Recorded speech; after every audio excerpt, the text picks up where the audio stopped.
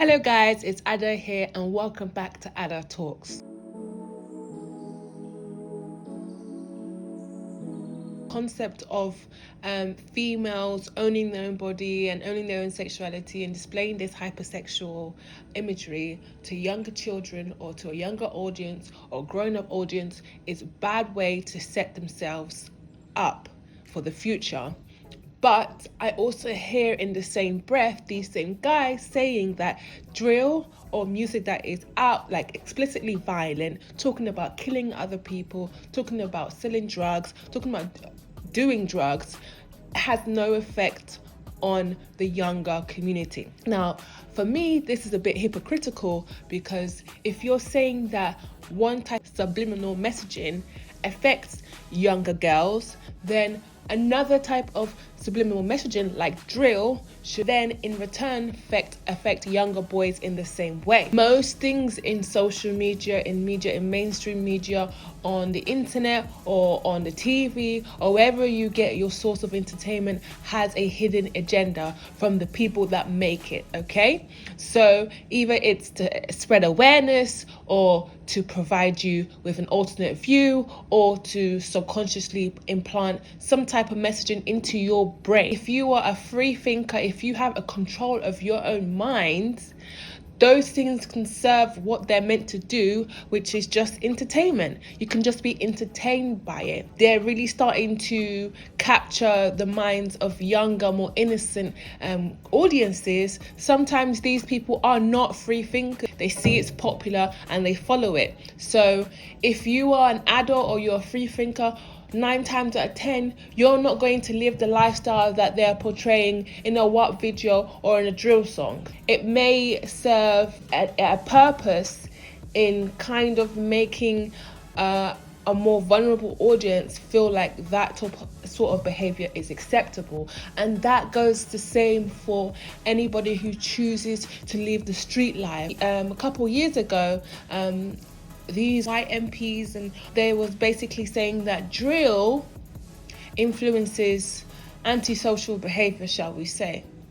Now, there's a lot of people who came back, the urban community, who listen to drill on a daily basis and says, actually, it doesn't directly, like if you go and put your headphones in or your AirPods in and you listen to a drill song, you take them out and you want to go shank somebody. It doesn't work like that.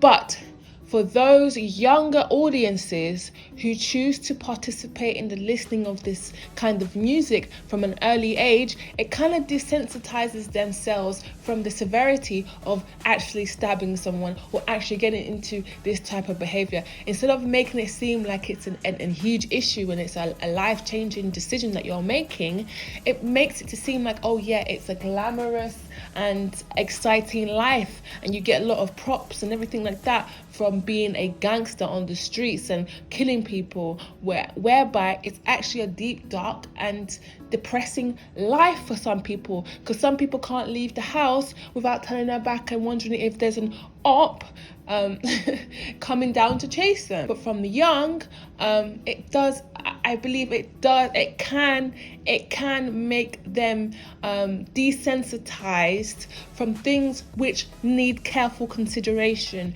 You going out and exchanging your body, the way you look, your private parts, or your sexuality for exchange of material goods is a life-changing decision that you need to be careful about what you're doing. It's not something that is regular.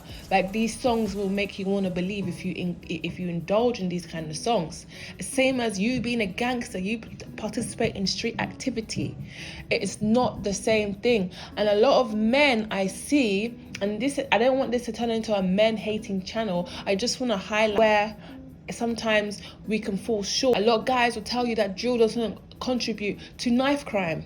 Well, if you say that, then a song like WAP or a song where a woman is talking about her sexuality doesn't contribute to a woman wanting to be a hoe or a woman wanting to sell her body.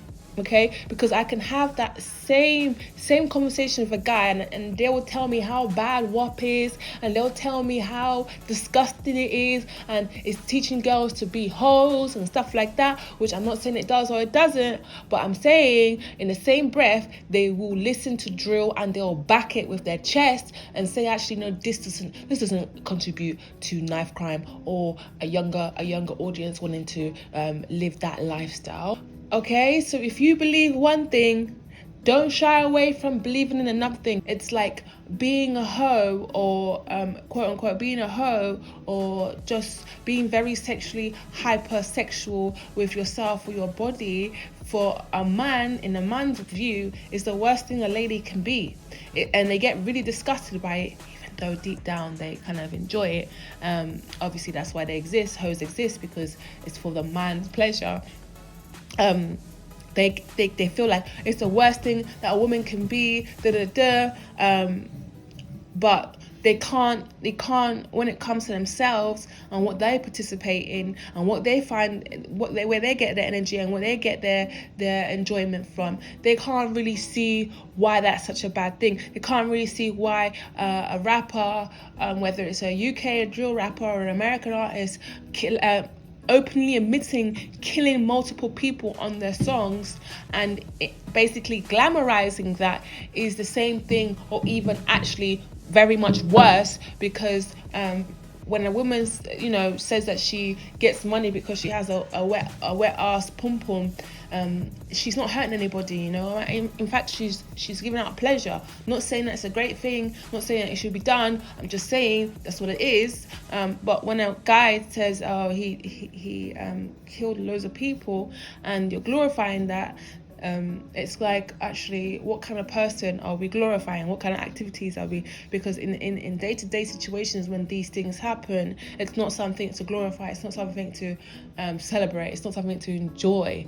Okay, so guys will make it seem like, actually, there's nothing wrong with this kind of music because they enjoy it, they like it. Deep down inside, it gives them that energy, it gives them that boost, it makes them feel like, it gives them that bravado, right? Because the energy in music is very transferable. You listen to a sad song when you're sad, it makes you even more sad. Or you can be perfectly fine and listen to a sad song and feel sad, and start remembering things that you don't want to remember, because that energy from that song is transferable.